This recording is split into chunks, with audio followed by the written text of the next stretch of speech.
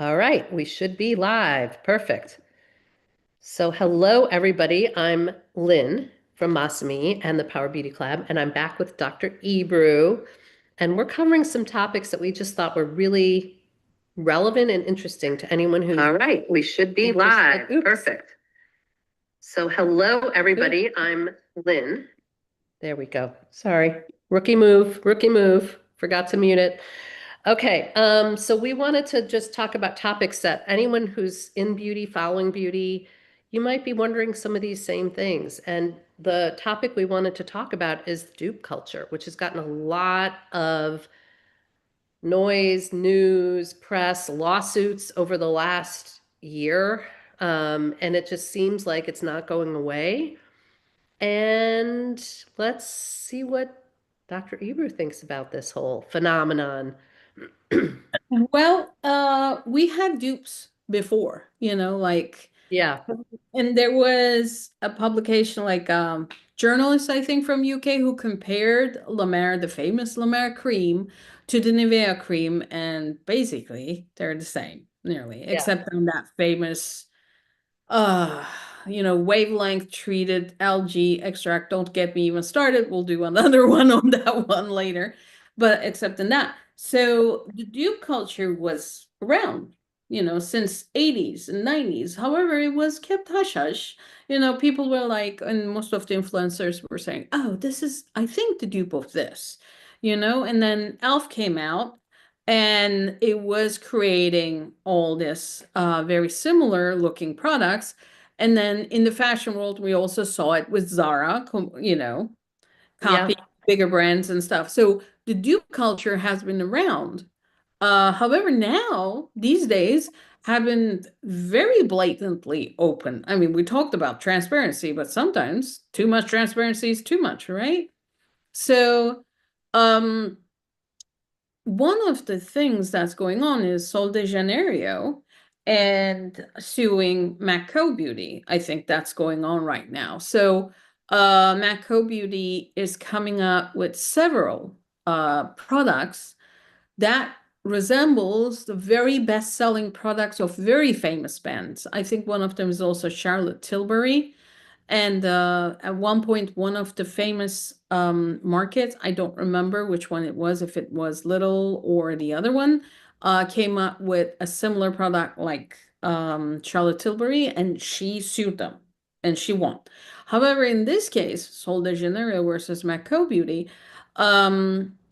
it's a very hard case, it looks like. I'm not an attorney, but even sold in the Janeiro wins, the enforcement across the country, like industry, will be very challenging and very hard.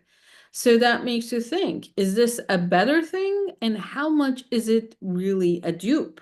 I mean, because when you look at the formula, it may look similar, but is it going to show the same effect? That's a good question, you know? that's a very good question because one of the things that you know very well is that, really effective ingredients are not cheap. And the dupes, the whole intent is to give a cheap option to the premium version.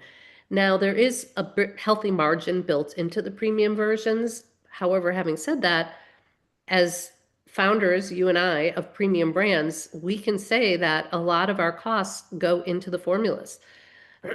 um, our formulas are unfortunately way more expensive than formulas that you're going to get at a mass store or a drugstore or whatnot. So the dupe may feel similar. It may have a similar texture. It may have a similar smell, but you're right. Like, does it actually gonna perform?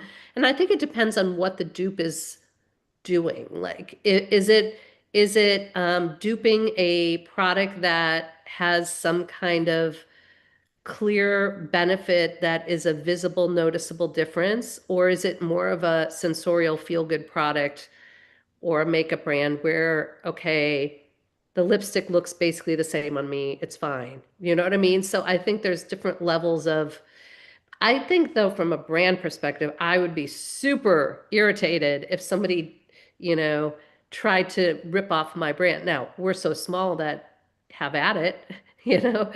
But for the big brands who spent years and money and effort building up their loyalty to have some who knows what come along and essentially rip off their IP, their colors, their imagery, their logo fonts, their everything to look.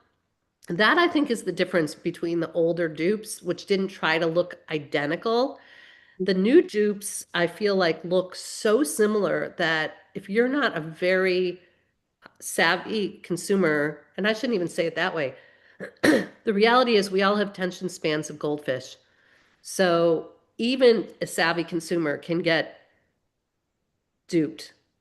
You know what I mean? Like we Yeah. can get fooled. Yeah. I mean, here's the thing.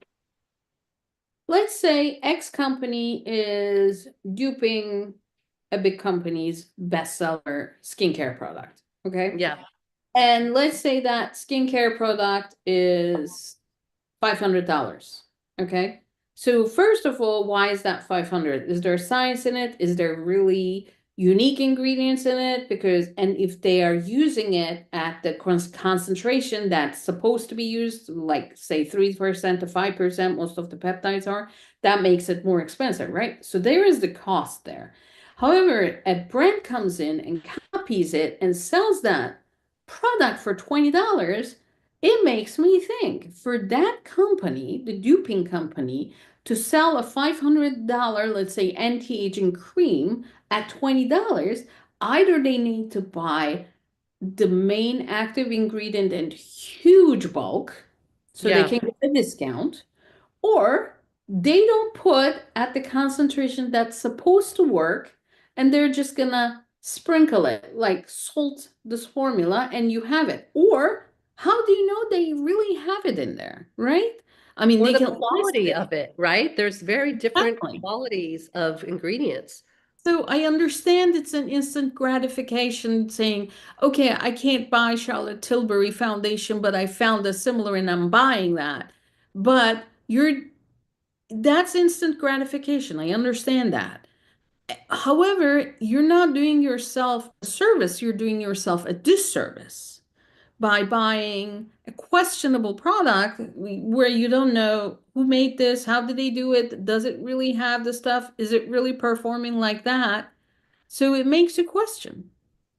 Well, and I think where it really does get annoying for the larger brand is that dupe is borrowing off of all the equity from the big brand, meaning people love that formula. So there's a dupe, they immediately associate it with, oh, it's going to be like that. They don't do the due diligence to look at all the ingredient lists to see if it's actually the same, to see if the concentration of the ingredients is the same, all the things you're pointing out. And so once again, the dupe is riding the coattails of all the work this other brand has done to establish themselves and to build a loyal customer following. And they're trying to just steal all those customers, by giving them a cheaper version, which may or may not be better. Now, having said that, I do think there are some products where maybe they could rethink their pricing. If it's a $500 cream and it costs them $20 to make, like, do they really need that kind of margin? Could they make it a little more accessible for consumers? But that's a choice in terms of positioning too. Some Mhm. brands want that exclusivity.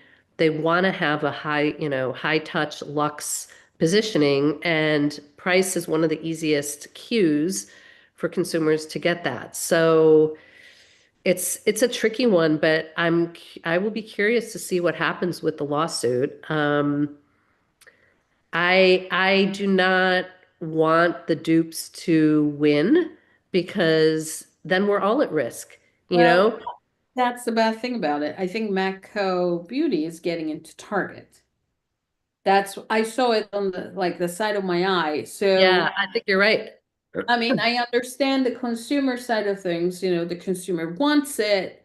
Of course, they're going to sell it. However, that's going to hurt them also in the long run because the brands are going to be like, okay, you're selling dupes, it's cheaper. We'll pull out because you're not selling me anymore. So Right. that's the brand side. But the customer, it's going to hurt the customer in the long run. Because again, we don't know the quality of these products. They may look alike, but do they function a lot? Do they have the same scientific studies or the, dermatological safety data? We know nothing about that, and having an established brand comes with also the trust factor, right? Like Lomar, you know who is behind, or an indie beauty, you know who is behind. The founder is out there, but then you have a Duke company who's saying, "Oh, I'm just gonna pick up from these guys because they did this so good, and I'm gonna copy it." I mean, if we did that at school, what would your mom say? Oh my God, mine would be on Exactly. my face. And also, we don't know if it is it ethically sourced. Yes. Where are those ingredients from? Are they infused with pesticides and other things? Like there's a lot of questions. And I would say stick with the original. That would be my advice. It's Oh yeah. tempting to go for the dupe, but Stick to your try to skin. resist. So if anyone has thoughts on this, drop them in the comments. We'd love to hear. We are happy to do another discussion if there's something you'd like us to cover, but let us know your thoughts. So do you like dupes? Do you not like dupes? Are there some that you think are worthy and some that aren't? Let us know.